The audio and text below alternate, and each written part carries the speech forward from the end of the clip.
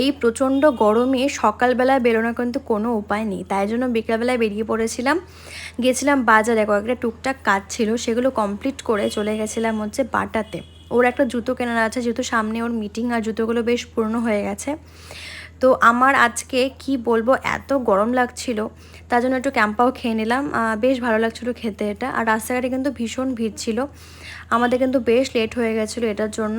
তো দেখো চলে যাচ্ছিলাম। আর এই বাটাতে না আমি প্রথম যাচ্ছি, কারণ এই বাটাটা একদম নতুন করেছে, তো বেশ ভালো লাগছিলো। কালেকশানগুলো তো মানে মারাত্মক ছিল।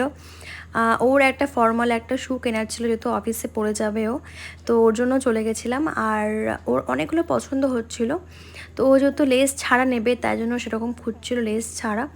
আর এটা ওর বেশ ভালো লেগেছিলো, আমারও সাথে ভালো লেগেছিলো বলে এটাই নিয়ে নেওয়া হয়েছে। বাড়ি চলে এসেছিলাম, বাড়ি এসে একটু হোমওয়ার্ক করালাম, হোমওয়ার্ক করিয়ে একটু দরজা জানলাগুলো একটু খুলে দিলাম, হাওয়া বাতাস